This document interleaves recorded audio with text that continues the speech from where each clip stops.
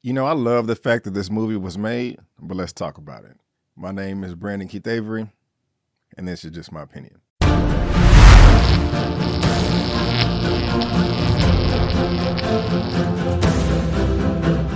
Hey, what's going on, everyone, and welcome back to another episode of Just My Opinion for my Cocaine Bear movie review.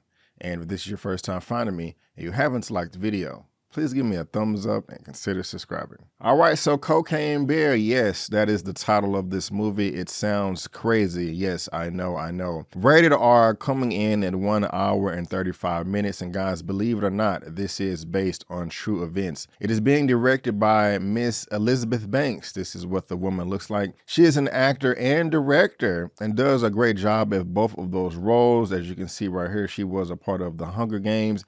I mean, she has over 91 credits. She's in a ton of things.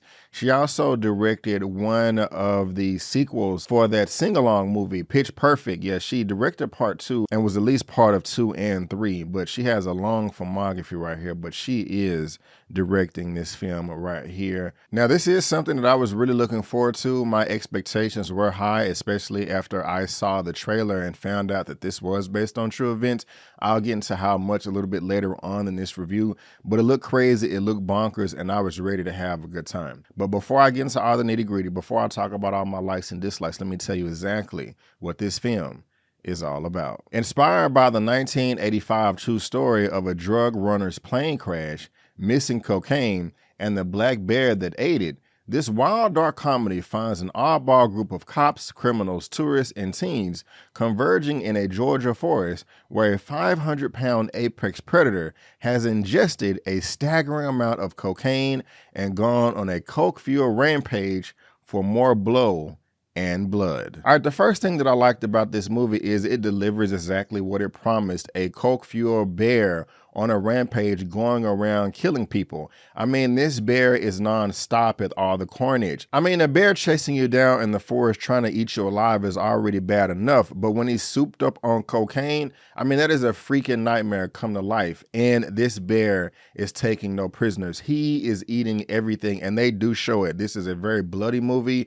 It is very gory. We see hands, we see limbs, we see heads flying all over the place because this bear is on a rampage killing everybody. And I loved it. I really did. But at the same time, I was squeamish. A good 2 or 3 scenes, I was just watching like, oh my gosh.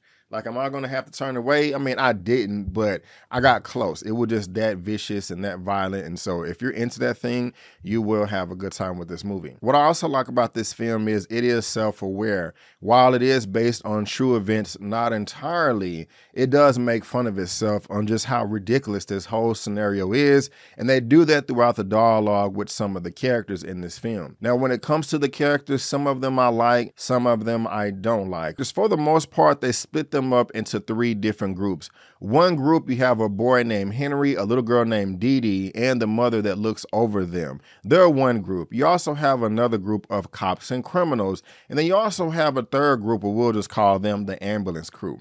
When it comes to the little boy and the mother, her name is Sari in this film, and in the film, Dee Dee and Henry, I liked everything about them. They were my favorite group, my favorite bunch of lovely characters. I love the dialogue from the little boy. He made me laugh a ton in this movie, just with this crazy banter and dialogue when it comes to the cocaine bear. So I like that group of people. When it comes to the cops and criminals, they were A-okay for me. And then when it comes to the ambulance people, the ambulance group, I like them the least. That was where it got a little extra campy, a little extra goofy, a little bit over the top, unnecessary, but I still had fun with it. At one point in time when we're watching this ambulance crew, everybody just kind of took a deep sigh and was like, oh my gosh, this is ridiculous, but F it, we're here now, let's just have a good time. So there was a mixed bag of my entertainment on a pro and con level when it comes to the characters. So if you go in knowing that, it may help you have a better time. So as far as the bad in this film, there's really nothing else to say other than the things that I just mentioned.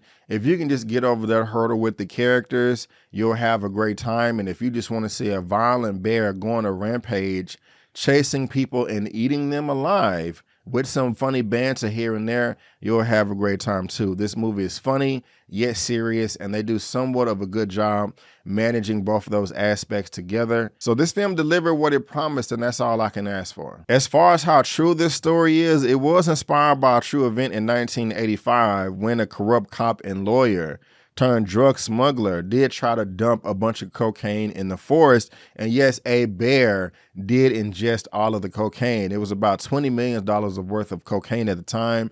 If you adjust for inflation, that's $55 million today. However, the bear did not go on a rampage killing people. There was no recordings of the bear killing people. The bear died from the large amount of cocaine it ingested. So there was no rampage. They just made that part up. Still have fun with this movie though. And I'll go ahead and give my rating for this at the end. But for now, guys, that is just my opinion. And I want to thank you so much for tuning in. If you did like this video, please go ahead and give me the thumbs up and subscribe to the channel, helping me reach 50,000 subscribers, my next large milestone. And if I had to rate Cocaine Bear out of a 1 out of 10, I would give it a 7.5 out of 10. Yes, a 7.5 out of 10. Might as well describe this as a stoner comedy as well. And I just want to say rest in peace, Ray Liotta. This was his last film before he passed away of May of last year. But guys, again, I just want to thank you so much for tuning in. And before you go, don't forget that my name is Brandon Keith Avery, and that's just my opinion. Peace.